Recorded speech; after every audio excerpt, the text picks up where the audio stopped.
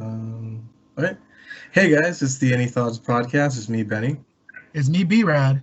This is me, Big Mo. What's up? Yeah, Ivy, what's up? And today we have a very new challenger approaching us. Please introduce yourself, good sir. Hey guys, Shane here. I'm a graduate from the University of Maryland and I'm a NASA software engineer, and I've been employed at the Goddard Space Flight Center for about just a little over a year actually. June 3rd has been a year, so just a little bit over that. I've known Brad, what is it, like, I want to say, like, what is it, like third or fourth grade now? Yeah, we met. That's a It was lot. third, met, it was like, third grade. Whoa. It was We met like Sleepy it- Hollow.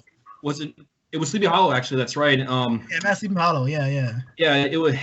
I think we had only been somewhat acquainted when we were at the daycare, but I think when we really started to like gel and become real good friends was, I'm trying to remember the name of Mr. Morris our or Miss third Thomas grade Lord? teacher. It's Miss Thomas Lore. That's right. You know Thomas why? Lord. Yeah, because we had a separate like afternoon section, I think, with you guys, and I just happened to be in the same one that you were. So Yeah. kind of just chatted it up a little bit here and there, and then things just took off from there, and the rest is history. We love basically- cartoons, man. So Shane, just a quick question. So you've basically seen every shade of Brad, from like his current shade to like more of his simp nation Every days also, shade. right? Every shade. Oh, yeah. Every shade. He's seen a whole lot of me, man. He's So seen it seems simp- like we can get a lot of dirt on Brad from you. I was like, Yeah, honestly. I just wanted to bring that up. I was like, yeah, so Shane has seen like Simp Nation Brad. So can you tell us like more stories of Simp Nation Brad? Because we're always curious. We always want more dirt on Brad. This is something I often think back to. I specifically remember a rare instance, and this was actually during high school. Now, I would usually go to the gym during lunch, and I would hang out with Corey, Donnell, and the others. Bradley, once in a blue moon, would make an appearance, and one day he just up and decided, you know what? I think I'm just going to shoot around a little bit. So I think it would be simple enough to make a simple layup, but Bradley instead throws it up from behind his head, and it hits the side of the rim and bounces about 30 feet up in the air and lands about 20 feet away from the rim. And I still think to this day that's probably one of the worst shots I've ever seen. No offense, Brad, but That's okay, man. I've gotten worse. it's just kind of hard for me to imagine like it getting any like worse than that. It was probably one of the more ridiculous things I've seen. Yeah, I know. Oh, Yeah. but I think you Donnell- made up for it in football and wrestling, so it's all good. Oh yeah, yo, wrestling was fun, man. Wrestling was very fun. Probably my favorite sport by the time I was finished with high school for sure. Yeah. Other than the coach, but yeah. I think for me it was probably more of like, kind of looking at it from the perspective of, in all other sports you have to rely on everyone else Mhm. and like to some extent or another, but in wrestling what's so humbling about a sport like that is that it's just you and the guy across from you. That's I true. admire that a lot, and I think that's probably one of the biggest reasons why I enjoyed it so much. Well, I also came from a martial arts background too, so being in combat sports was nothing really new to me. You good, I man? only did it for 2 years, unfortunately, but those 2 years were definitely very memorable, and I'll remember them for the rest of my life. Like, they were great. Yeah, I wrestled 4 years, man. But yeah, no, Shane, you're definitely right. When it comes to like wrestling and those combat sports, I mean, you like usually on a basketball court, on a football or soccer, wherever your sport you like to watch. I mean, if you're the best player on the field, it's easy to pass the blame off for somebody else. Well, Right. he should have given me the ball, or he should have blocked for me, or he should have done X, Y, and Z. But in those combat sports, man, I mean, it's just you, another person, and if you fuck up, it's on you. It's on you, and it's no one else. Yep. Like there's no other person in there for you can blame on. I mean, you can blame your coach all you want, but like it's up to you to work it out and to get stronger. It's Yeah. also a situation, I think, where the intangibles also matter a lot more. Like, how much effort are you willing to put into, Yeah. for a takedown? Like how much are you going to resist, like, getting pinned from the other person? Exactly. A lot of that is just, Mental hard toughness. and mental toughness that just can't be coached. Like, it has to be instilled in an individual to some extent. And Yeah. I just think no matter how much a coach tries to beat that into someone's head, the only person that can change that is themselves. I mean, you can banter them all day, but it's up to them to change at the end of the day and to perform to the best of their ability. Yeah, no, there's been plenty of times where you're in like the third period and you just want to like fuck it, man. I need a fucking break. I was fucking Other ruined times all the time if it got to the third period, but it's just one of those things, like you were saying, you just got to push through it. Yeah, no, I remember when I was wrestling, we went to overtime because I let the guy come back at me on points, but I was like, fuck it, man. This should have been done. This should have been done like two periods ago, and so I just got 2 points, got my win, called it a day.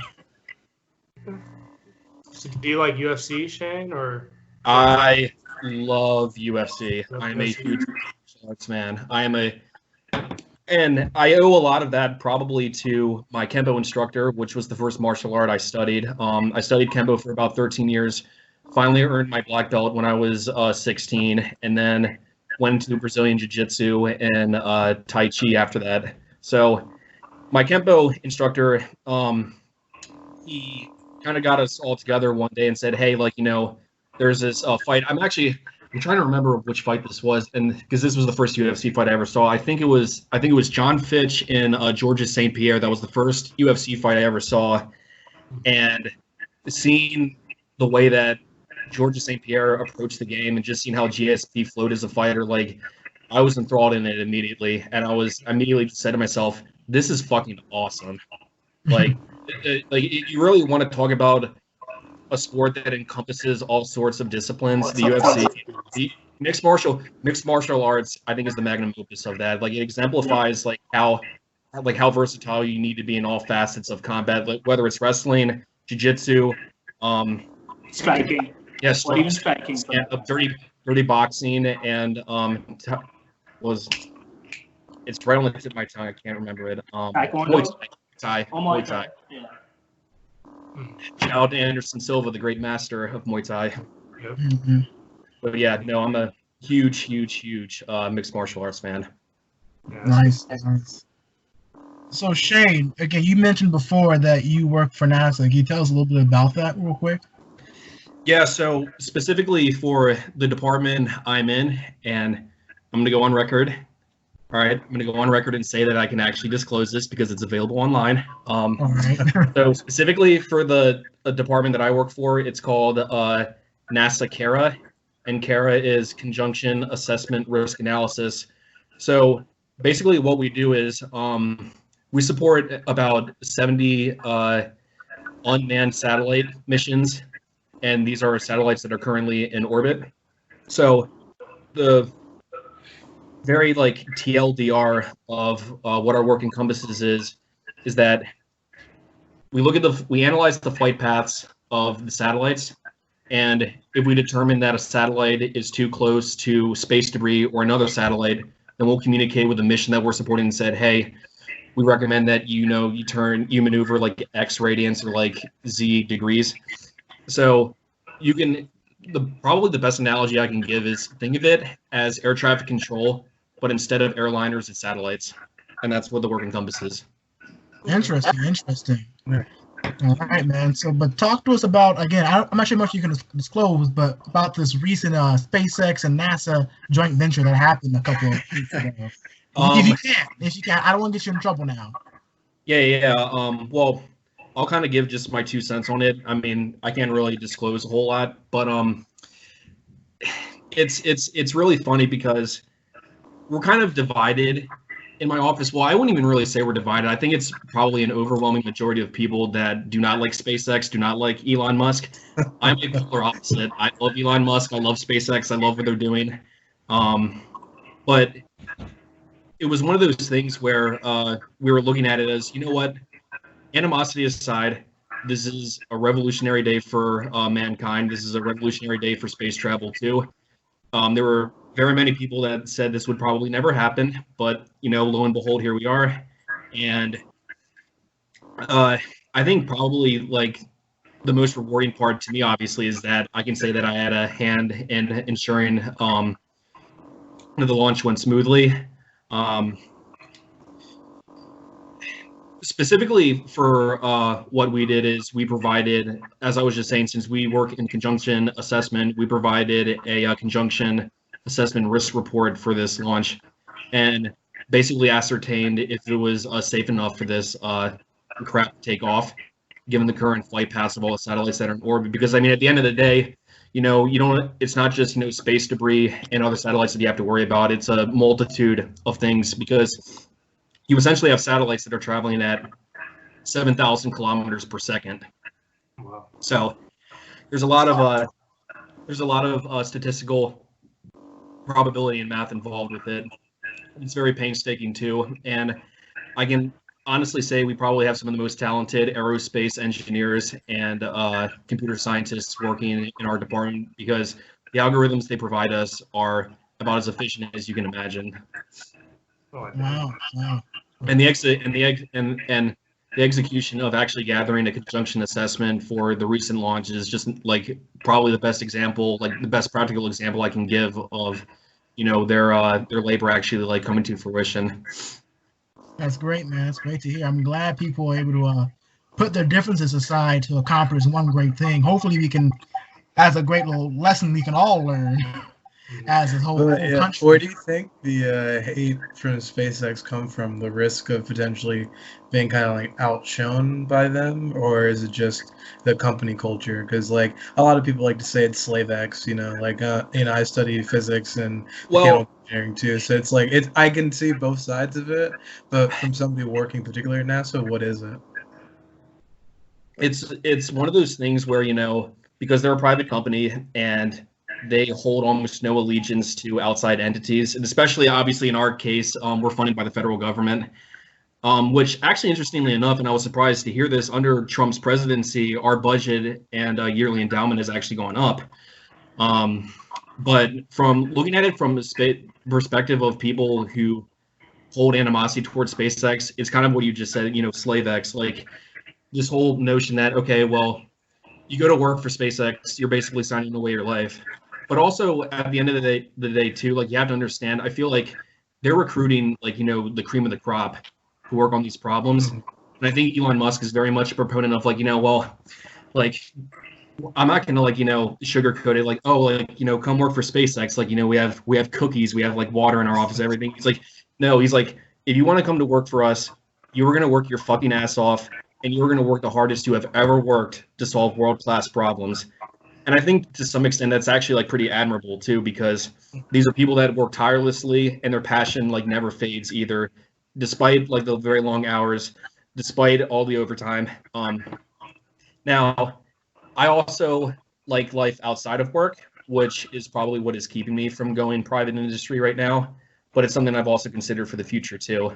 But right now I'm doing really cool work, so it would probably take a lot for me to leave. But that's really kind of what it boils down to for a lot of the, I guess I wouldn't really call it hatred, probably just the gripes that a lot of people at NASA have with SpaceX, but also the fact that we also have to account for a lot of the changes they make from within too, because a lot of their whether it's on the mechanical level, the software level, a lot of their work also affects what we do too, and they've been changing a lot recently.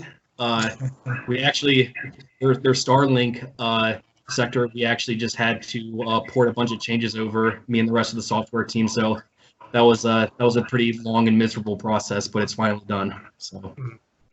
All right. So what got you into? So you say you're a software engineer. Did you always want to work with NASA, or was that always a dream for you, or did you just want to? Man, it was something I had thought about, a little bit growing up, because I was always into space and everything, and it was just man, working for NASA. But the more that I got through college and everything, I was like, you know what, I would like to work for the federal government, but I feel like the private industry at least includes more work that I'd be a little bit more passionate about.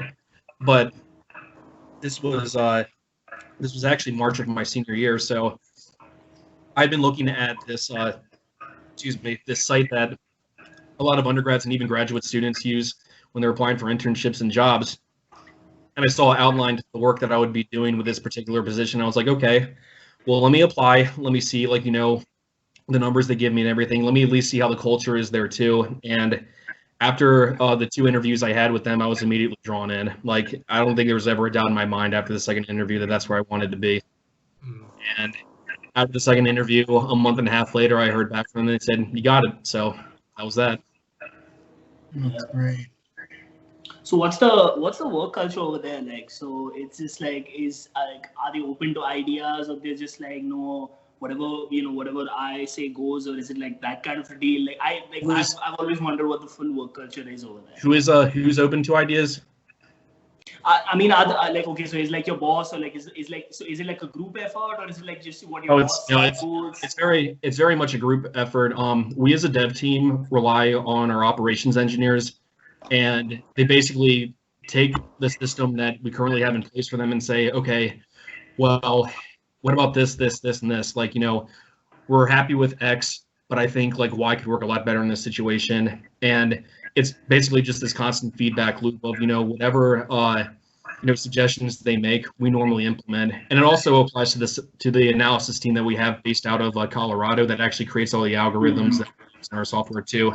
So it's a very open-ended team. And one thing I will say too is a big benefit of working on a small team. And when I say small, I guess you could call it small, at least specifically for, the federal government. We work in a team of about, I want to say like maybe like less than 20 people, just under 20 people. So there's a lot of tight-knit culture amongst the team. We all like, hang out regularly outside of work, which is really nice too. But I think like, interpersonal, like, interaction, communication, and especially if you can get along with almost everyone on the team, I know I do. Like that definitely goes a long way in ensuring that, like, you have a good career. So. Yeah, I understand. So moving forward, do you have any funny incidents or just any like interesting stories to like talk about without, of course, without just going into the whole like without giving too much or giving too many names, because we don't want to get you into trouble, and we definitely don't want to get into trouble because I think the max amount of trouble we've had in the past is from angry liberals, so we're good in that department. But yeah, so I think, can you like just give us any challenges you faced, like even during the most like recent like this thing? But we don't want to put any pressure on you. It's just any incident. Well, the biggest challenges for us is the fact that we're working with a legacy system, and we basically inherited this project that we're working on from previous development teams that, well, let's to put it kindly from my perspective, should be thrown in software prison for life, given the current state that the repo's in. But the past year or so, even before I came on the team too, a lot of the dev team that we have now, they've been working there for a long time, and 2 of our leads have been working there for a year and a half. And we've slowly and methodically been whipping this repo into shape and actually making the software pretty serviceable. So if you want to talk about like, challenges that I face, it's basically a challenge every day to kind of like, snuff out what parts of the code base really need to be improved, what parts need to be refactored, what parts you can look at it and say, okay, well, hey, it runs an X amount like of time. I want it to run in this amount of time. Like it's just the constant cycle each and every day. Just it's almost as if like you go into work and your automatic mindset as a developer is like, I wonder what's going to be on fire this morning. So you eventually become accustomed to that, and that's kind of what we've been doing. We actually, conveniently enough, we just had a software release today. We released a new version of our system, and I was up at 7 a.m.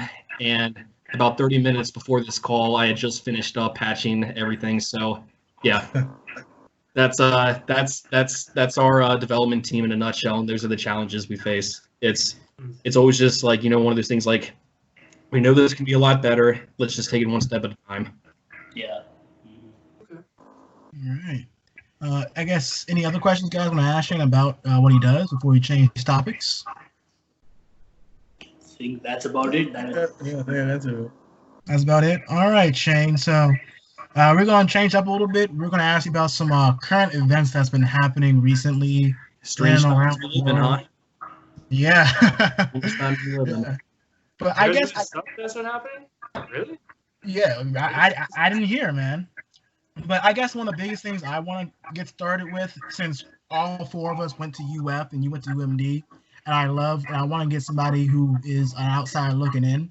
So recently at UF, there's been this huge change. Well, not really a huge change. There's been a change. So at football games, there's this chant everybody would say called Gator Bait.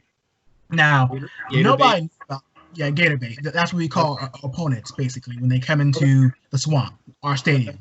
Okay. And basically what happened, recently what happened, our president came in and said we're removing that chant because of his racist ties, because apparently that chant was used to demean black children and black babies as gator bait. And again, since I used to live in Florida, I used to live in Jacksonville. Obviously, you live in Miami area, and Benny lived in the Ocala area. Just a quick question: have you guys ever been called gator bait by anybody? Never. I've been called an Arab before, but that was a redneck from Texas. That's the only time I've been like called something else. Does that count? No. I was called an Arab. We'll chant Arab bait at our I was stadium. called an Arab, and I was called an Arab, and the Texan said, "I don't like them Arabs, and they come here and they steal our jobs." And I was just like, "I'm not even fucking Arabic, dude. I'm Indian, bro. IT, software. That's it." Like The that's how question they are. wasn't have you been called racist things. The question has been called if it was gator bait or not. And like just See, here's I thought going on a tangent, but my tangent was, does that count? Because that's the only racist overtone I've been like. No, never gator bait though. I mean, I think we've all been called the N-word sometime before, but Yeah. that wasn't the question. Like, Yeah. but I mean, to Brad's point, like, I'm indifferent on them changing the chant. Like, you can definitely see documents of It's like in the cosmetic past at the end of where the day, that's all it children, is. That's all yeah, it where is. children were legitimately fed to gators, and they're One called thing- gator bait. But kind of- I'm to kind of- indifferent to it in the sense of like, I think everybody knows why people would chant that in the stadium. I think Sure. everybody knows the context of it. I really think the school is just trying to be woke and be like, here's what we did for the black community. Like very And it's like, sensitive. okay, but you've been doing this for like how many years now? Like, to kind of put in perspective how ridiculous all this is, and this is probably something that I'll go on a rant on eventually about like the whole cancel culture and super progressiveness that I've just been witnessing on social media lately. It sickens me because one example that I can give to you is there's this town called Lynchburg in Virginia. Yeah. I can't remember if it's in Virginia or if it's in Tennessee. And there's currently a petition to actually change its name. But what people don't realize is that Lynchburg is named after John Lynch, who was the proponent of actually freeing the slaves. So it's like, okay, well, that doesn't matter because, it has the word lynch in it. So it immediately has this negative connotation upon it. We don't give a fuck, like, what the guy that it's named after did. Like, we don't care that, like, he was for, like, liberation and everything. We're just going to change it anyway because we don't like it. This is a situation, especially like kind of what Bradley was saying with taking away gator bait. These are cosmetic changes where society, I think, is looking at this the wrong way. They're kind of saying, you know what, given all the recent protests, given what Black Lives Matter is trying to do right now, let's throw them a stick and bone. At the end of the day, it's probably not going to change a whole lot, but maybe it'll keep them happy. Mm-hmm. I think they should just focus on actual ethnic equal opportunity and issues like humanitarian issues that actually will help the advancement of this movement. They don't need to waste their time on all these cosmetic changes on Jamima, black band-aids, stuff like that, removing master bedrooms.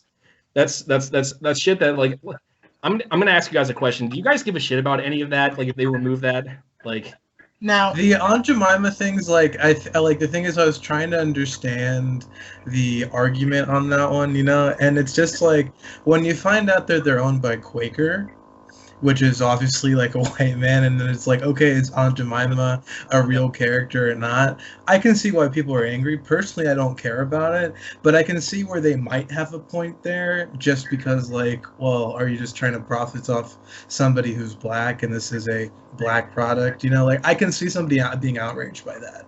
But personally, I could not care if they changed Mike the name. Henry said he's no longer going to be voicing Cleveland. So Yeah. there's a lot of Yeah.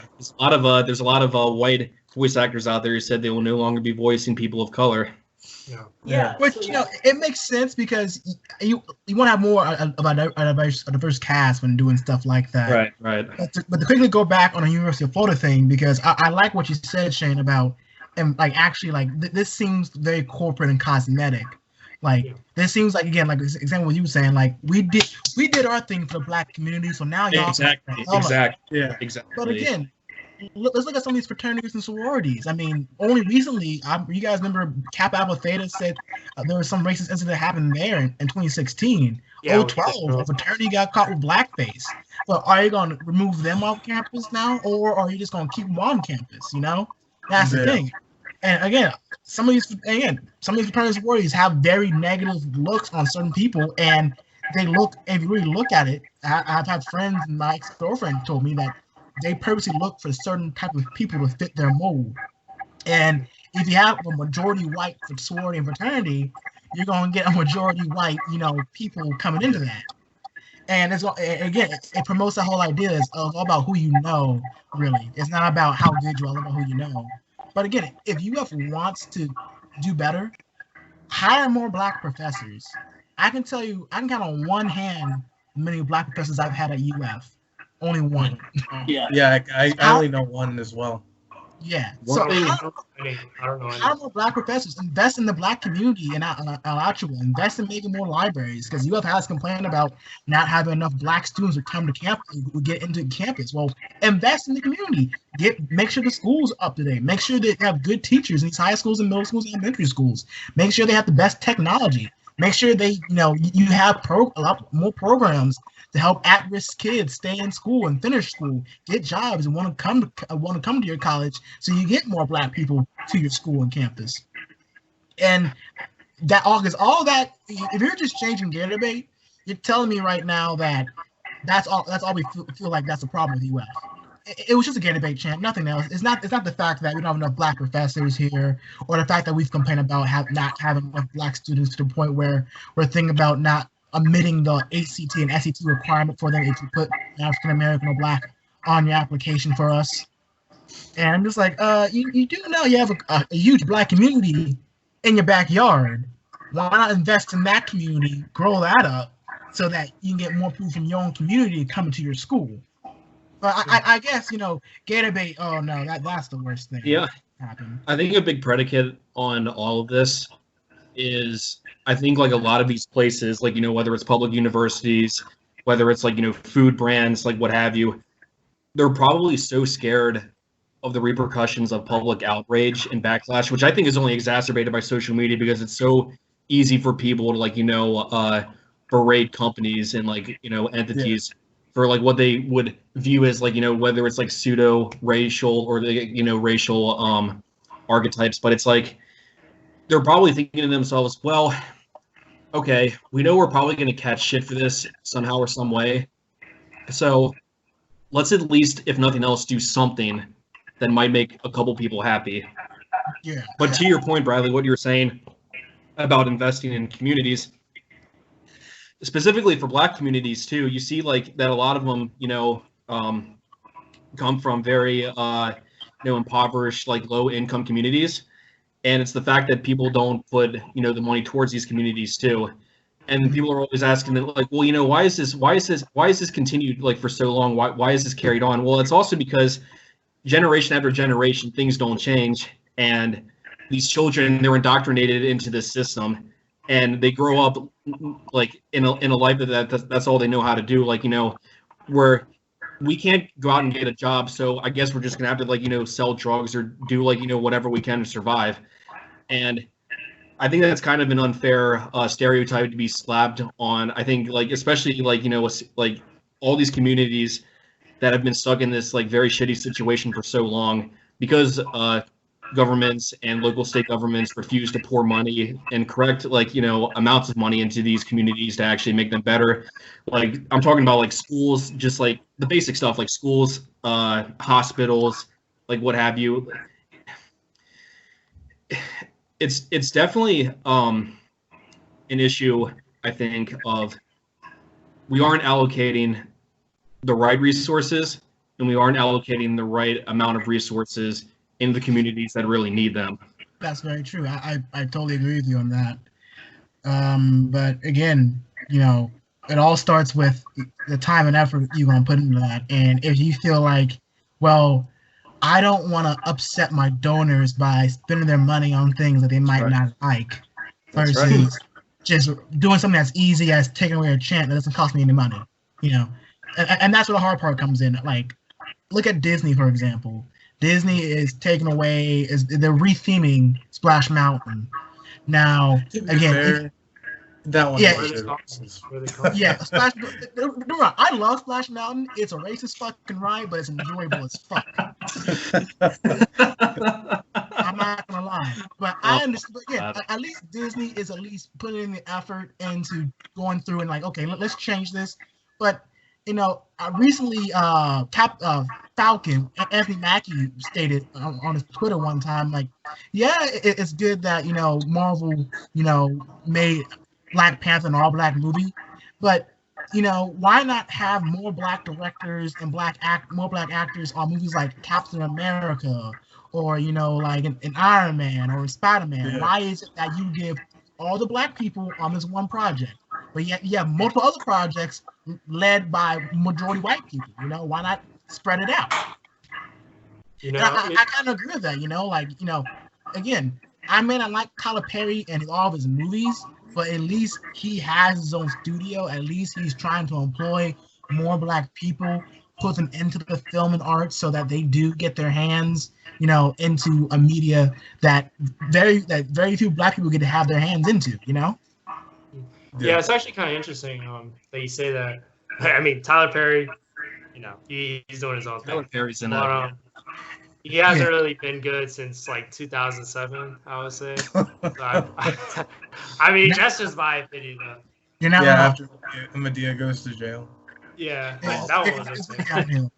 That's a cult classic, and I don't care what anyone says. Like, they can hate on it all they want. That's a beautiful film. But I was just thinking back to, because I'm studying for the MCAT now. I remember I was reading a passage, and it was talking about, it wasn't talking about race in this case, but it was talking about women. And it was talking about the author, the passage, whoever, was kind of like advocating for women's rights. And it was a she that was writing. And she was kind of going against Disney and what Disney has been doing. Because, I mean, you guys have probably noticed that Disney has had more like female roles, more female lead roles in their movies. Yeah. But in the article, they were showing statistics of how, yes, they're adding more roles, more female lead roles to the movies. But the issue is that, there's still like, issues with like feminism and like women not having equal pay. And actually Disney has a very low percentage of women that work in their industry. And they're just pretty much just doing this just to get more views and get more likes. And I mean, it was a strong claim, but when they're showing the evidence, when she was showing the evidence in the writing, it kind of made sense. And like thinking back to it, I feel like that's kind of what this is too. Like, I really feel in this case, UF, I would say they're trying to do. They're just trying to do a little thing to appease the Black community.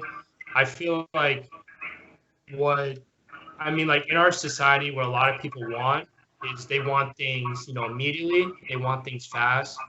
And the unfortunate thing about racism and, police brutality, that's not really an issue you can solve overnight, not even with laws, not even with this.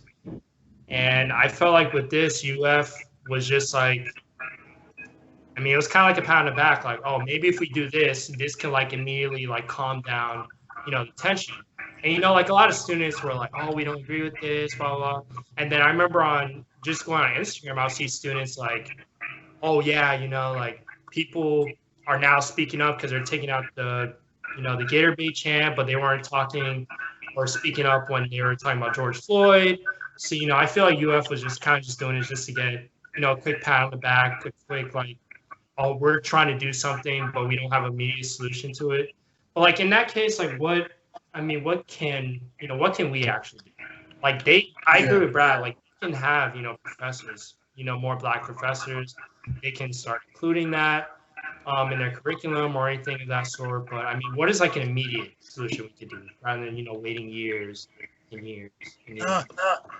I think a good question to that would be is to, again, continue the protesting, vote. That's the best answer I can give you is just vote and make sure you're educated on who you're going to vote for. Run for office if you feel like the people who's running right now aren't fit to lead your community. And again, all those things are tough, and you're gonna need money to run for office.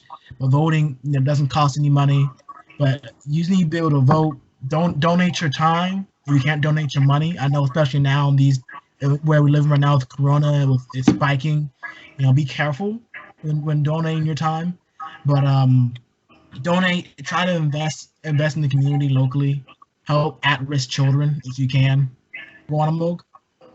Yeah. So I think instead of banning Gator Bait, why don't you all just invest, like literally you all have a Center of African American Studies where they can, this is up, and it's saying, and they're literally saying, oh, this is one of the fastest growing programs. Why is it the fastest growing when you can literally put in money in that? I mean investments, everything. They could just literally invest in an African American Studies program. I mean, if you think about it, Columbia's African American Studies program, Columbia University's program, is one of the biggest proponents for intersectional feminism, Black people rights, and a bunch of other stuff. Which it's in fact it's at the forefront of all this. Like I was reading up stuff about them, and this is something which I would as someone as I think I speak for everyone when I say this, that we're all college going or have been at one point in college. So I mean, if you really want to see money being spent somewhere, instead of doing knee-jerk reactions like, oh, let's do away with Gator Bait, or even stuff like change Lynchburg to something else. Instead of doing these things, which is just cosmetic effects, like you said, Shane, I would much rather see my money being spent here, and some underprivileged kid or a kid or a child of a different differently abled situation, either financially or physically or mentally or anyway, be provided with the same kind of education I was provided with. I think for all these places, their motives are well intentioned, but again, the execution I don't think is correct. They just aren't putting their resources in the proper place. That's what it boils down to.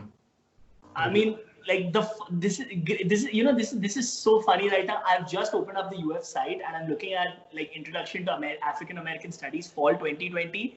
There are just literally 3 fucking courses. 3 courses. Yeah. And I took one of them already, and that's why I had my first Black professor. And I don't know, there's this guy called Dr. Vincent Jumo and Dr. Patricia Hillard Nunn. 2 professors, really, 2 professors. Can you not hire more African American professors? Are there not capable Black and African American professors? What is this logic? So I mean, these are the things which I want to point out to. Instead of just doing, and of course, see the Aunt Jemima thing, I get it because I saw the 1800 posters, and that's some straight out of Curious George kind of thing, and it's offensive as fuck. It is offensive as fuck. I was literally, if you put Curious George and Aunt Jemima together, I'd be oh. It'll be like that. It'll be like the Office meme. This is the same thing. It'll be like the Office meme. This is the same thing. It's that offensive. It's that offensive. No, to go on what you're saying, Amog, is Nancy Green, the original Aunt Jemima. She died penniless, and I looked it up. She didn't get a headstone until 2015, and she died in the early 1920 in the 20th century. No, she died in the 1900s. So I forget when she died, but again, she used your likeness to sell their, and you died out of fucking headstone. You die fucking penniless, and yet you have people telling you Nancy Green is the American dream. I'm like, how the fuck is taking somebody who was born into slavery, died out of slavery, and then basically used as a fucking show to sell some fucking pancake mix and syrup? A fucking American dream when she dies fucking penniless with no. It took 2015, 5 years ago, for somebody to get her own stuff, not even her own family, to get her own head. That's how poor she was. They used her up, man. That's some fucked up shit. And anybody else who believes in that rhetoric that some people are saying out there about why you want to change, Aunt Jemima, listen, when it comes to racism, it's not always. I compare it to rape in a way, because it's always about asserting your dominance and power over somebody else. Rape is not about sex. Rape is about asserting your dominance over somebody else. Racism is about asserting your power over certain groups of people. And having that image of that lady on that syrup case, or on that whatever case she is perpetually saying, this is how we think of you. It can be a small, subtle thing just like that, and that's something that people have complained about this for a while, and people have talked about it, but nobody listened to them. But now, thankfully, things are changing. I mean, look at Juneteenth. Nobody celebrated Juneteenth until this year. Yeah. Last year, this time, It's the first time I've heard. No. But again, I mean, it only takes a couple tragedies when it comes to Black people to, I guess, to have the whole entire nation be like, oh, well, I guess we have been a little mean to Black people for the past couple hundred years now. One thing I'm going to say about that, Brad, and this is kind of in reference to, some of the writing that's been going on, like a lot of, I guess, the chaos and anarchy. I don't condone, the looting in any way, and I don't think it's good. It's not good for, the local businesses. But at the same time, too, you have to look at it from the perspective of, well, peaceful protest has been, is a song that the community has sung more than once, and no one ever listened until now. Yeah. So while it's unfortunate what's been happening in some of these cities, at least to some extent, society is actually listening now. Yeah, and it's sad. It's sad to say, because people have said and spoke about this, but nobody has listened to it until shit was on fire, unfortunately. Yeah. And that's the sad fact about it, is sometimes shit needs to be on fire and people to listen up and actually see, oh, you better change something before it happens to our neighborhood next, before it spreads. And unfortunately, that's how it has to be. Because if you look at a lot of these stores, I mean, again, how you're talking about some of these communities are poor, some of these stores aren't owned by Black people. These are owned by other corporations and other things. So they feel, I mean, I'm putting myself in their position, I guess, but they feel like, hey, look, I don't own this. I don't have any investments in this store. So why should I care? But it's sad that, they don't, Black people in their own Black communities don't own and invest in their own Black stores and places. But that's just how it's been for the longest time. Like I said, call back for a couple episodes ago about redlining, where banks give out bad loans to in areas where they see a lot of minorities in, and they give out good loans to a lot of white areas, where it's harder for a Black person to invest in their own community if they got to pay off such a high interest rate on loan. Yeah. All right, and also one more thing, I guess, when it comes to the voice acting, Shane, I remember you said something earlier about that. That is a very slippery slope to begin with, because, I mean, I almost want to name one voice actor that's very well known for her characters, Tara Strong. For those of you guys who don't know, I love Tara Strong. Yeah, for those of you guys who don't know Tara Strong, she was the voice of Bubbles and Powerpuff Girls. She was the voice of Raven in both the Teen Titans and Teen Titans Go. She's the voice of Timmy Turner. Batgirl too, and The Killing Joke. Yep, she's all over the place. And she's the voice of Ben 10, the first original Ben 10. So yeah, I mean, voice acting is such a hard thing to kind of govern, because, I mean, typically speaking, you want a young male child's voice, you typically go female, because they can reach that octave a lot better than a male can. That doesn't. And again, like, do you want like again? It's hard because especially with labor laws, you can't really hire a child to do a voice.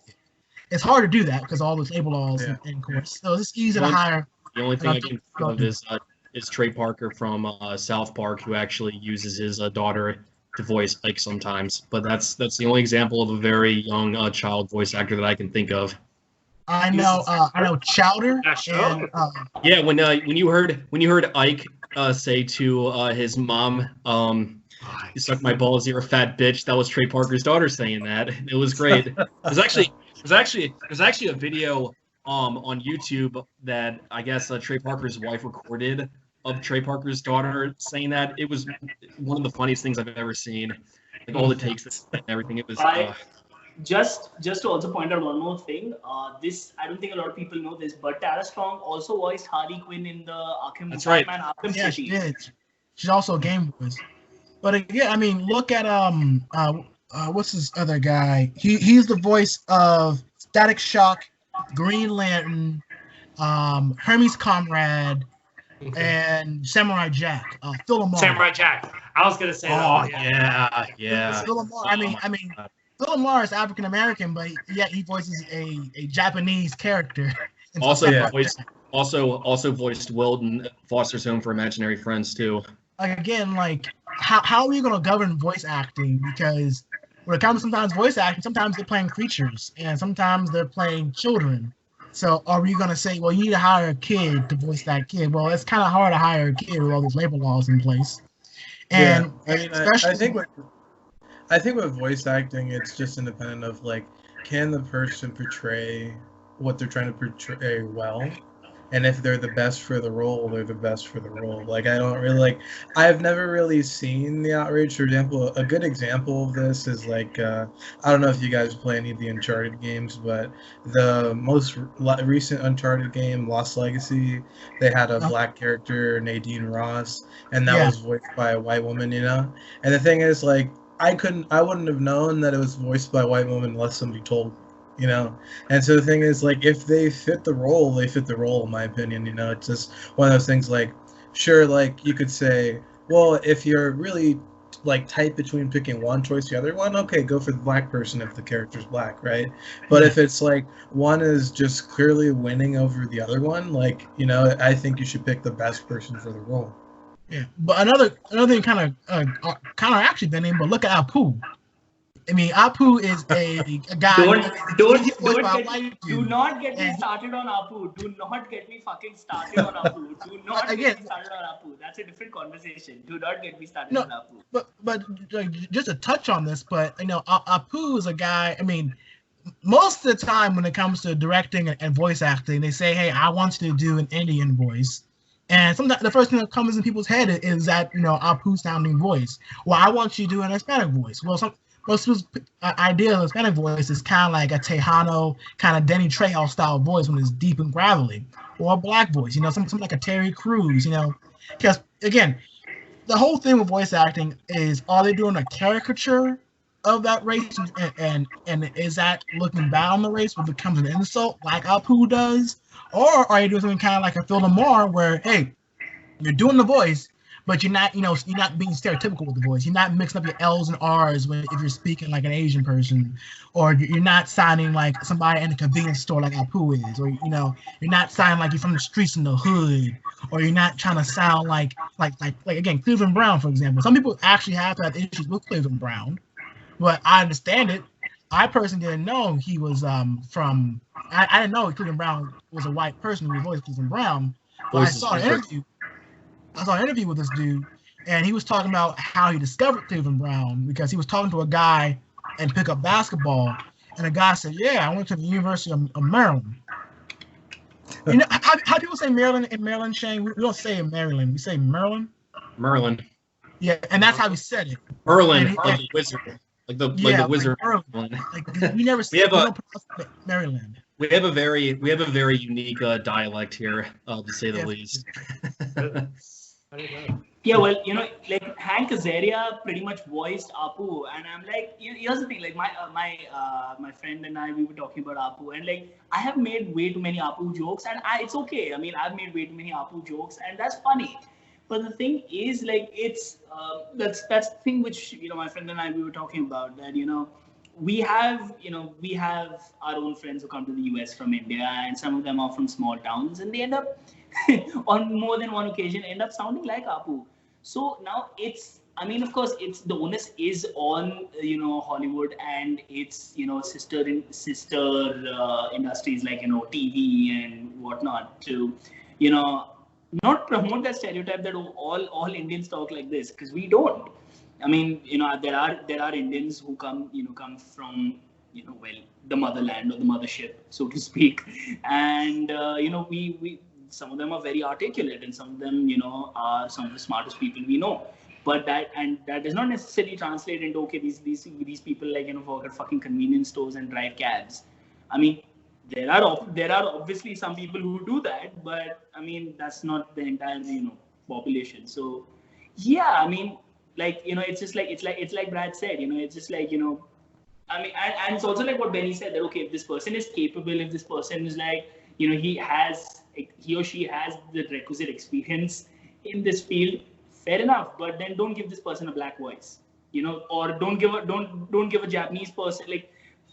I think another thing is like I think we mentioned this in like the previous episode where we were talking about Tales from the Hood, where a white person is being a white person is a black person has a white voice, or a white person is being given a black voice, or to talk like specific people who like promote somebody who's like from the hood, or like is like the person's loud or like characterless or something, so and so, like they have specific voices to like promote that racial stereotype. So yeah, I guess that is where I think you guys really that's where these people really need to draw a line and say, okay, no, this is not acceptable. Because I think the newer generation.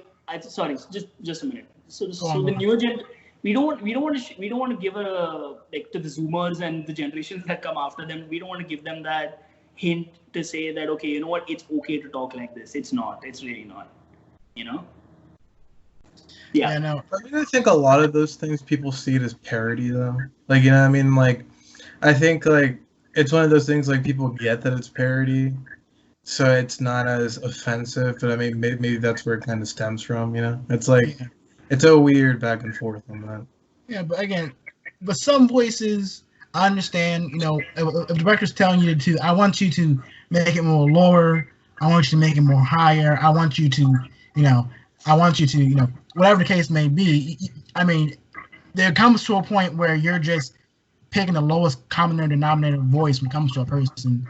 Like for a Chinese person, are you gonna ask them, okay, mix up your L's and R's and reading this line right here? Okay, then you're like, okay, you come off a tad bit, prejudice and kind of racist right there. If you want me to purposely make my voice sound like the lower, like you're a black person, sound like a slave when you talk, like come on, like the South Park guy, Shitty Walk.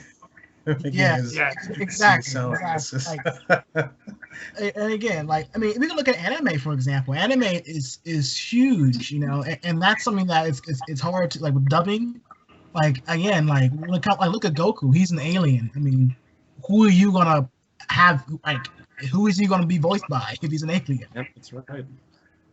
But it's the same thing though. Like, if you look at voice acting and a lot of this acting stuff, you see that it's majority dominated by white people. So you want to, again, diversify. And it's all about hiring, like, look at Asian people. Asians, Chinese, Japanese people need work as well. Try to look outside the box. Don't go for the first name that you have in your call list when it comes to voice acting. Try giving somebody young a chance to do something. Yeah. All right. So what is our next topic, you guys? So actually, kind of like we could probably stay on this really quickly. But like, I mean, Shane was talking about South Park, but like shows like South Park and even Family Guy too. Personally, I mean, all the guys here, we have like a very interesting sense of humor. Like, we can laugh at all kinds of things. But like shows like South Park where they may like get a little racist or something. There might be They people that don't. get They it. don't. Those. You want to talk about like a group of guys that have absolutely no shame? Like they're a shining example, and I guess to some extent, like that deserves admiration in its own right. But also takes a lot of stones to do what they do sometimes, and they don't have any shortage of that, no doubt. Do you think it's going to take a hit now, like their jokes since this, or No, I don't they're think like so. keep going, or should they? Like, do you guys? think It's I think it's been noticeable in the past couple of seasons that they've toned down, Yeah. to the extent of which they've been offensive, but they've still maintained, the same mantra that's probably like kept them alive all these years. I often say to my other friends who like South Park, all it probably takes today to write a South Park episode is to turn on Fox News or CNN for 5 minutes, and you immediately have all material. Yeah. And especially the fact that like the show's been renewed for 2 more seasons. I can't even imagine what their take on like all this shit's gonna be. Like I'm very Corona, Yeah. George Floyd. It's gonna be interesting. it's But Yeah, shit- I mean, but that's the thing. Like, where I come back to, like, people watch South Park, but they know it's offensive. They know it's offensive, and like, if you don't like it, it's kind of like this mentality of and you that's can and leave. that's and that's what I'm like kind of like irked by too, because I feel like there's a lot of people who watch South Park, and maybe because they become so accustomed to just how South Park operates, just because of its like offensive nature, they're kind of indifferent about it. But all of a sudden, when they see similar material on other types of media, they're like, well, this can't fly. Like, fuck this. Yeah. Well, it's basically outputting the same shit that you were just watching in South Park. Like, why should you treat this any differently? Why should why should you look at this show in a negative light, but not the show that had content that was equally offensive, if not even more offensive than this? So Yeah. a lot of it's hypocrisy. But maybe people are just so accustomed and so desensitized to how South Park is, like they just don't care at this point. Like it's almost like they have this expectation that, like, you know what, we could get mad at this in another world, but we know what we're getting, so we're just gonna leave it alone. Yeah, no, because I mean, I saw a meme a while back ago. It's like, how did the generation that grew up on South Park and Family Guy get this offended by everything? And it's like, it makes a point because I think when you think about it that way, it's like that's really been probably the most like popular cartoons of like our generation, and it's like nobody's ever had a problem with it, but it seems within like the last 5 or 6 years, people have had issues about, oh, well, you can't say this or you can't say that. And it's like, personally, I've never really seen an issue with it. Like, unless you're being serious about, being racist, okay, we can all have a problem with that. I'm surprised But if I'm it's surprised just a they were joke- alive after that Dead Kids episode. Yeah, like, Oh. that's the thing. If it's just a joke, like, I don't really see what the issue is. And like, it just seems like once you give an inch, people keep running with it. And I think that's really what the problem is. Yeah, no, that's Well, very. That's also, I think, kind of like a paradigm you see with like a cancel culture that's going on social media right now. I mean, I know people that have been berated for like, not even saying anything about like Black Lives Matter or all this shit that's been going on. But to an extent, I can't even really blame them for not saying anything, because I think it's a mixture of, they probably think that if they say something that from their perspective is well-intentioned, someone might misinterpret. And then the next thing you know, you have the entire internet coming down on them. Or they'll say something that a very like big body of people will agree with. But also, since this is social media, you're going to have a very big body of people that will disagree with you. And then in turn, they're also going to berate you for that. Like I think it's kind of like this pattern of, damn you if you're with us, and damn you if you're against us. Like it's almost inconsequential of the side that you're going to take from the standpoint of like putting something on social media. I think you have to be cognizant of the fact that there's going to be a lot of people that will disagree with you, and they will try to berate you for it, and they will come down on you for it, no matter what your opinion is, no matter what your take on Black Lives Matter is. There's going to be a lot of people that say, hey, you know what, that's really insightful, that's really good, I'm glad you said that. But there's also going to be a lot of people that say, you know what, fuck you, like, that's horrible, like what you said. Like, I don't know if that's misinterpretation or if it's just like a glaring difference of opinion. But what I am saying is I think that's definitely a problem that people like need to start taking notice of. It really doesn't matter what side you take. Like, you just have to be ready for the consequences no matter what, which in a way is why I kind of stay off social media now. I think it's kind of cancerous to society. I think it's only making things worse. But yeah, It's actually like kind of sad like what it's come to. To kind of like a nice quote for that, Shane, would be you damn if you do and damn if you don't.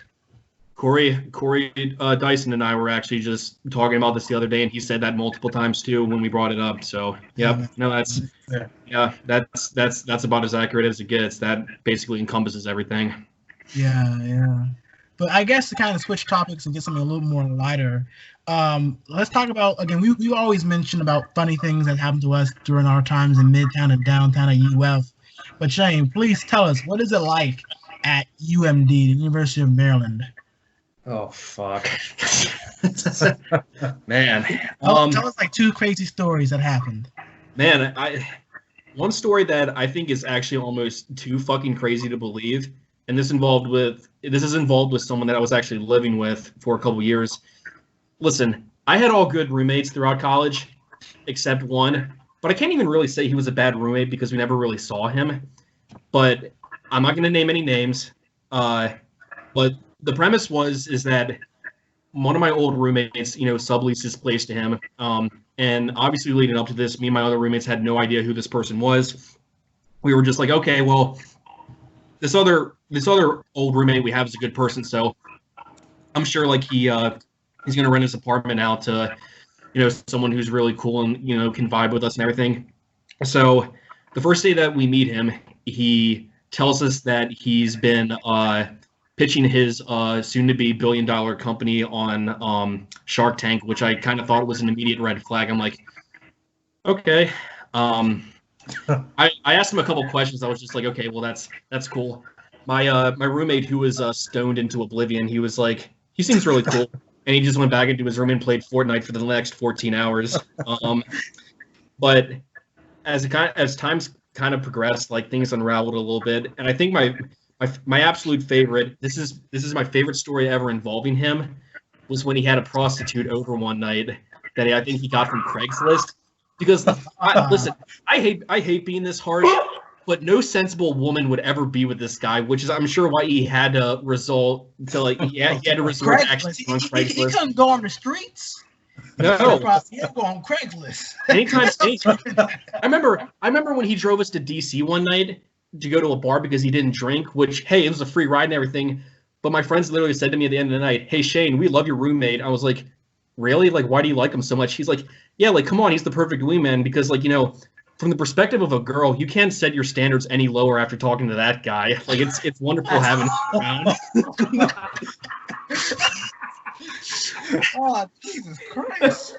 No, it was so bad, too, because me and my friends were just, like, hanging out, like, talking to, like, some other people, and we saw my roommate just, like, walking around. Every single group he went up to, female, male, whatever. First thing he started out with, hey, I'm running this social media company that's going to be really big soon. And he would literally just sit there and pitch it to them for 5 minutes. And I'm like, this isn't how you mingle. This isn't how you get pussy, man. Stop it. It's not. It's not. And back to the prostitute story. I think she was this Asian lady. I think that she was probably wearing like 13 inches of makeup or something. It was really, really bad. So anyway, there was a lot happening that night. I was in the living room and I was playing Xbox, and this was probably like 2 or 3 in the morning, and my other roommate, who actually lived in the room next to me, he had just smoked a little bit, so he was like coming out to get like a snack and everything.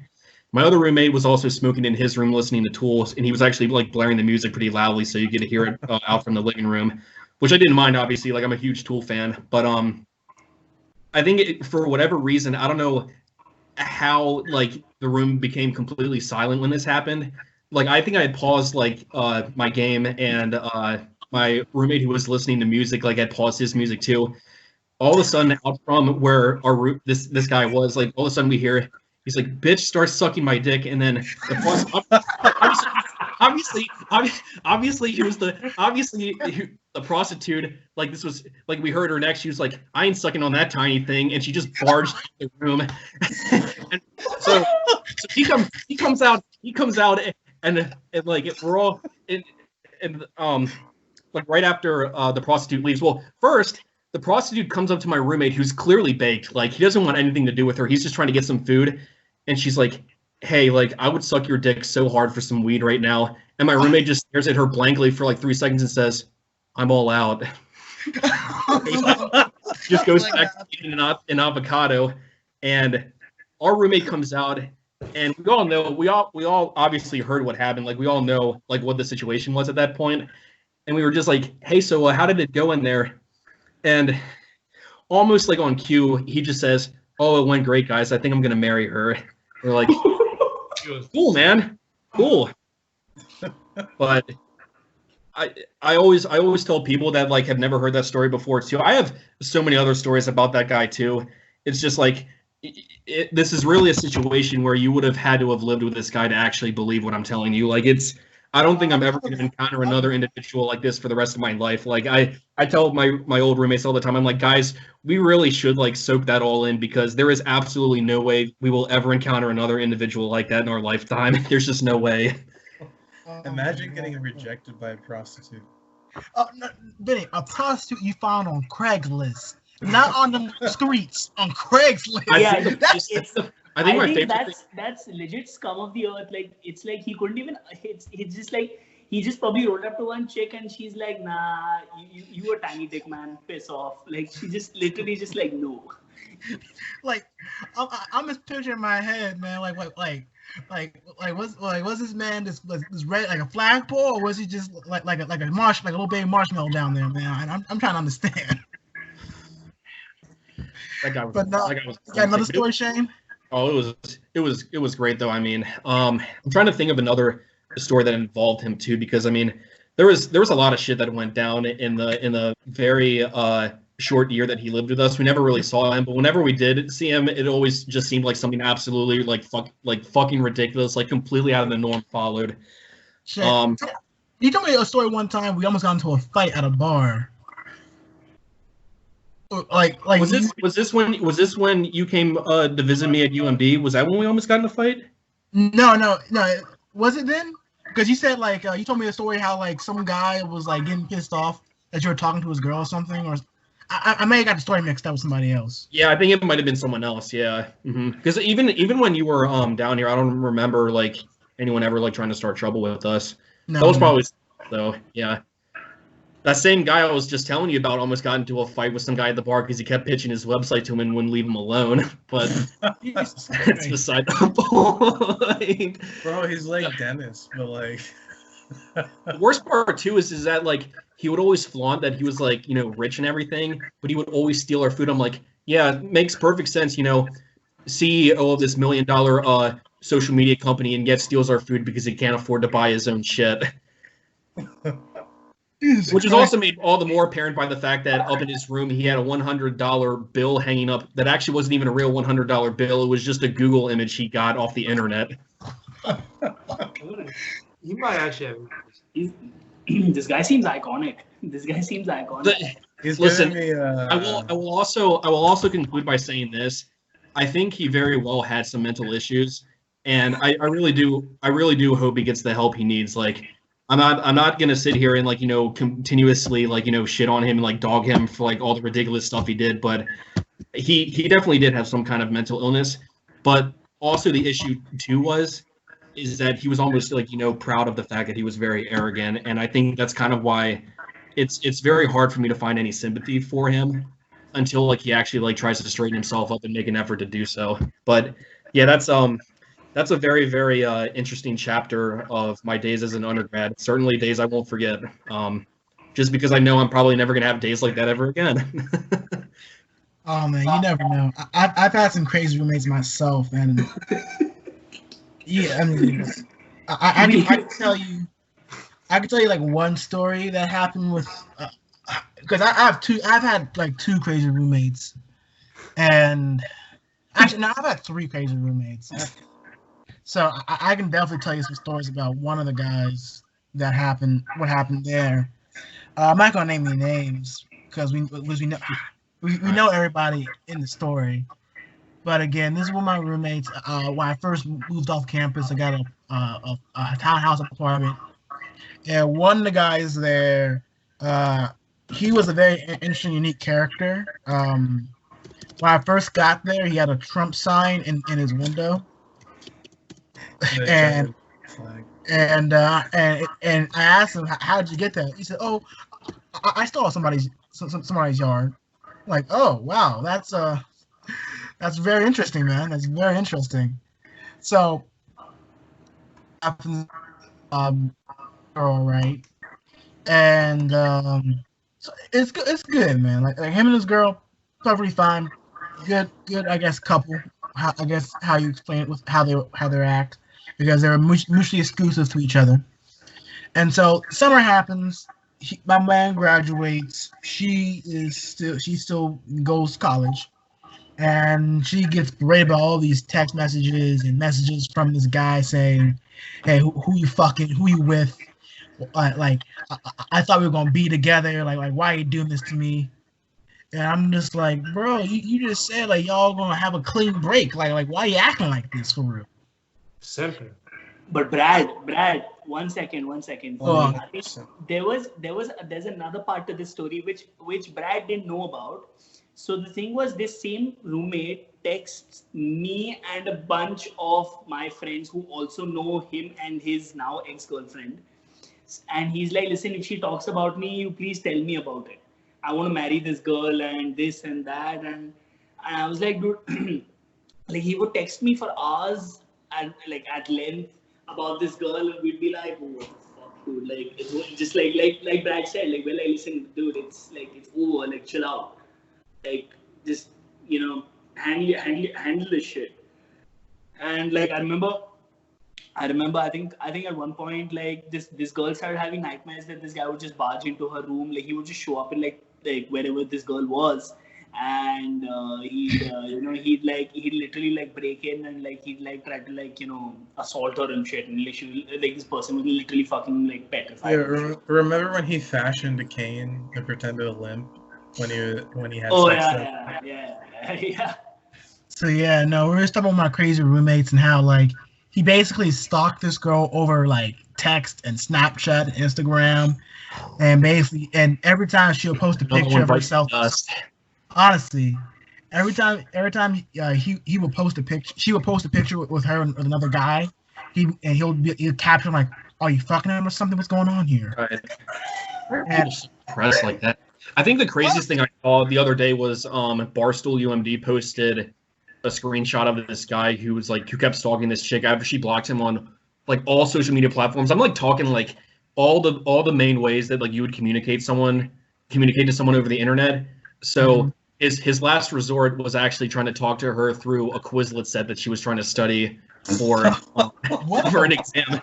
I think it was along the lines of like, look, this was the only way like I could communicate with you since I was blocked on everything else. And I was like, that right there, man, like come on, like just like listen, dog. Take a fucking clue, man. Like honestly. Like I'm not gonna lie, I was in Germany a couple of years ago, and one of my friends I'm very jealous. I'm very jealous of you even to this day. great beer, man. But one of my friends, we went with a group of people from UF, and one of them kind of sort of became like not really like a couple, but they started hanging out more, and it was trending towards becoming a couple, but the girl just broke it off. We had all went to this big, huge club there, Club Soda. That's a great ass club. I will support them no matter what. And I could see him by himself at a bar with his head down, drinking his hand. I'm just like, I come over there from all around him. Listen, man, you got a publicly fellow guy, so you gotta say like, listen, man, like, fuck her, man. Don't worry about that shit. You see all these fucking beautiful ass ladies in front of us right now. Look, that's one grain of sand and a beach right there. Go dive in, my friend. Right. Don't become too attached, for sure. Honestly, yeah, man. It's a dangerous feeling, man. Trust me. Man, like, this reminds me of another story, actually. God, man. Oh, this was... Yeah, I like it, Shane. I like it. This was like, I don't know if this was like something out of like The Sopranos, like the Boondock Saints or something, but like, holy fucking shit, man. It's just like... So... My one of my old roommates who I still talk to this day, like he's a great guy. He actually like does financial coaching now. He was an economics major here. I always say that he's famous for coining the phrase because this actually occurred fall of my junior year when people were moving into our apartment complex. He looked out the window and said, "Oh wow, look at all these nice moms and dads dropping their daughters off to get fucked." Like, hey, bullshit. No. So, one day, and you know what? This is kind of a mixture of just like I think just pure karma and the fact that he was just in a very precarious situation. So one night he actually managed to bring back 3 girls from this popular bar, and I looked over like at him as he brought them on in. I was like, "Wow, man, good for you." So I was like, "Okay, well, he's probably gonna have a good time." So like I was out in the living room hanging with my other roommates, and 20 minutes later, all 3 of them exit his room, and we're like, that was a little quick. Like they didn't even like spend the night or anything. And then I probably was like maybe like 10 seconds after that, just like this awful stench of puke just like starts like aerating throughout the apartment. And we're like, "Dude, what happened?" He's like, "Yeah, like one of the girls was like really drunk. Like we were all naked in my bed and everything. She threw up on me, and all the other 2 girls saw her throw up, and then they threw up too, and then I fucking puked on the floor. My whole room is like a mess now, and I'm gonna have to spend the entire night cleaning it up."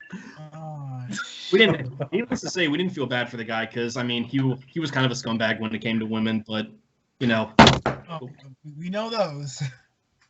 Yeah, it was just one of those things where it was just like, we want to feel bad for you, but you kind of did put yourself in that situation. So I mean, there's not a whole lot of room for sympathy in this case.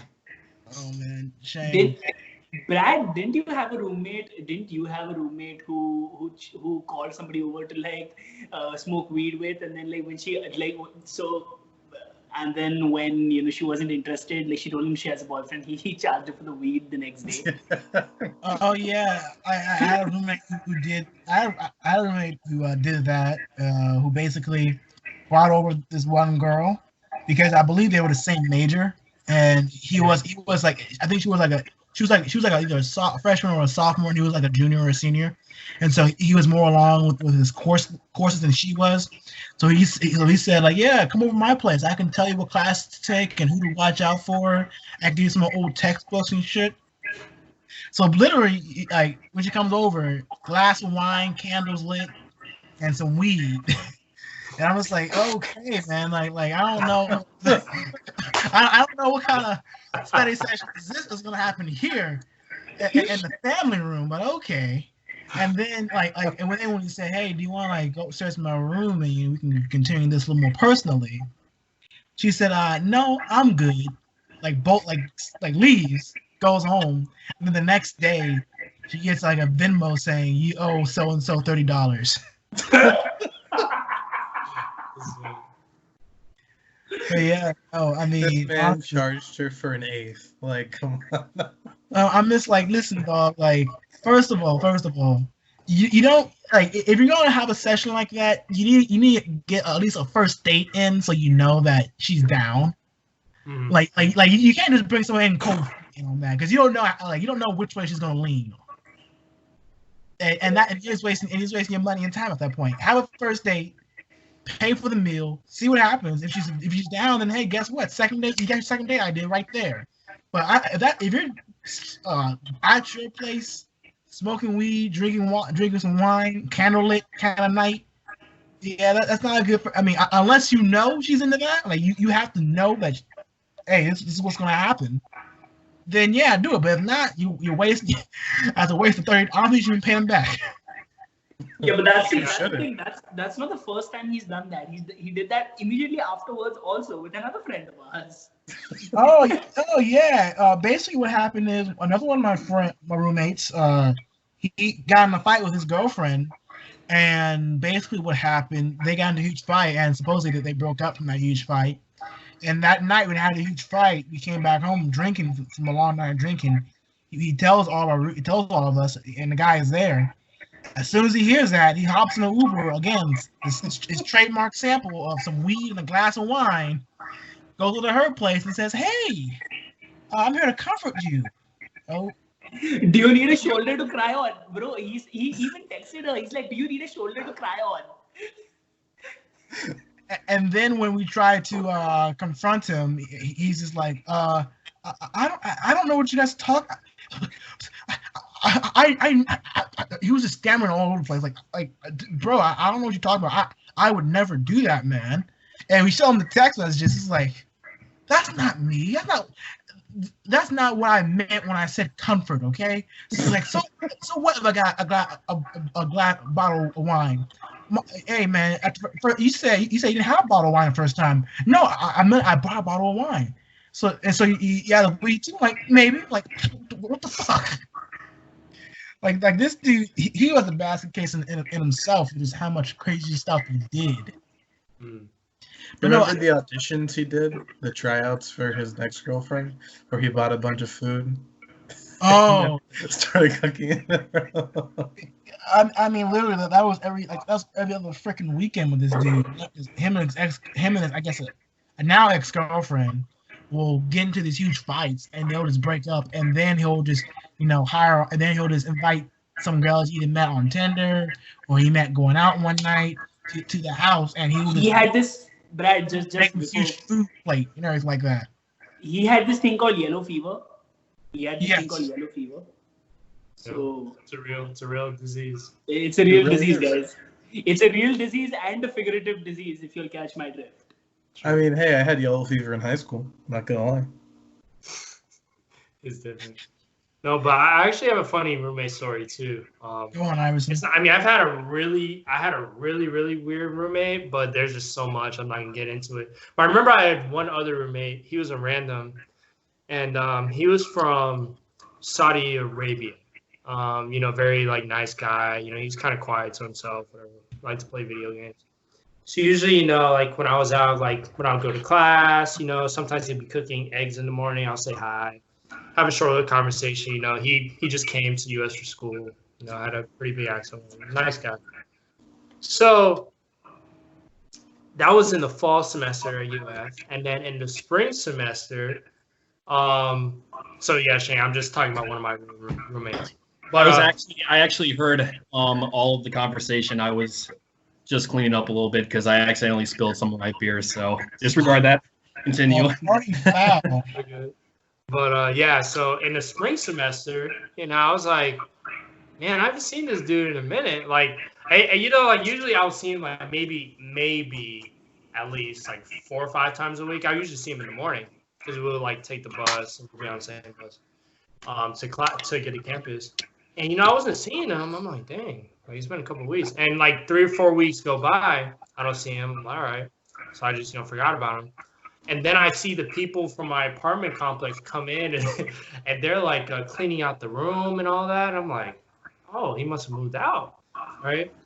So then, I don't know, I get a little bit of nosy and I asked the Lux guy, Lux is the name of my apartment complex, used to be. So I asked the guy for the apartment, I'm like, oh, hey, do you know what the issue is with him? Did he sublease to somebody else? What's the deal? And they were like, no, man, he got deported. I'm like, what the fuck?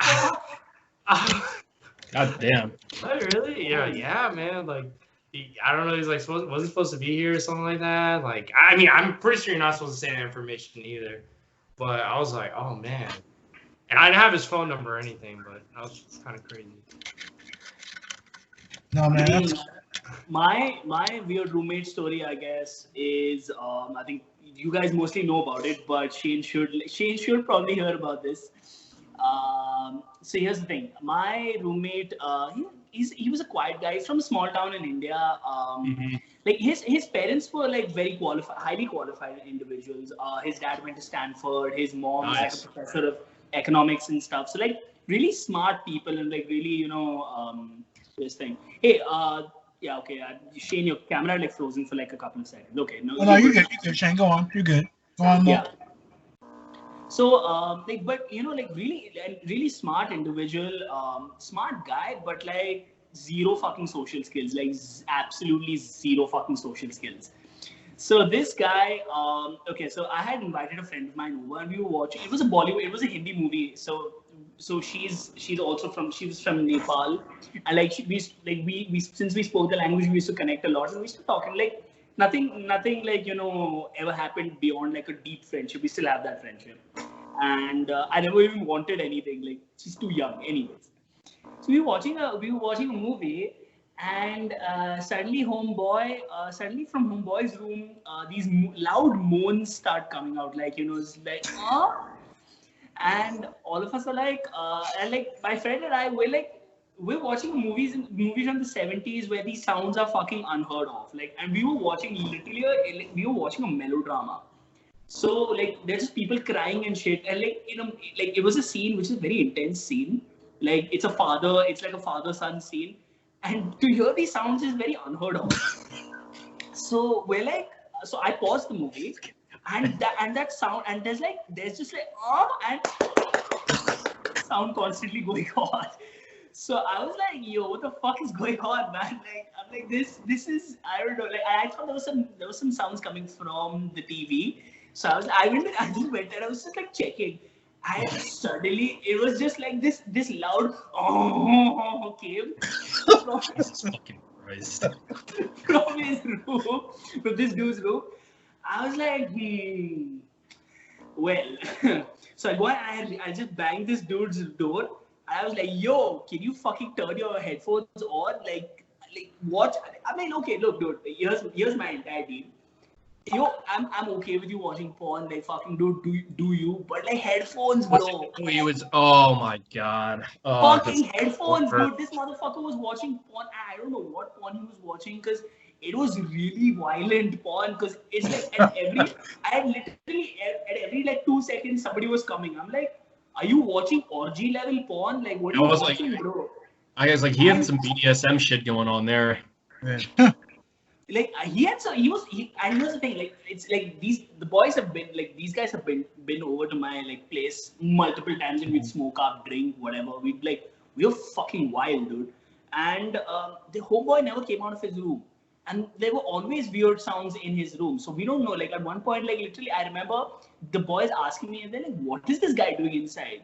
So this was like my assumption that he was either building a time machine, he was either dead, or he was either a serial killer and he had someone inside, and he was like, just like that was like his murder, his murder room where he was killing someone, or he was traveling back in time, because I don't know what the fuck he was doing inside.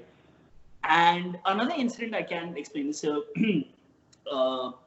So for 3 months from like June to like August, I was in New Jersey. I was doing an internship there, and So obviously, so I wasn't there in my room. And this guy, he used to cook regularly, and he wouldn't clean the utensils. So when I returned to Gainesville,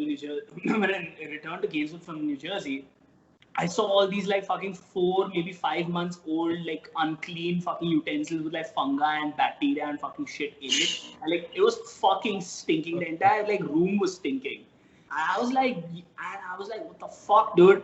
And that stench was getting so bad. I was like, okay, you know what? Fuck it, I just better take this, and like I better control the situation, because my head was paining.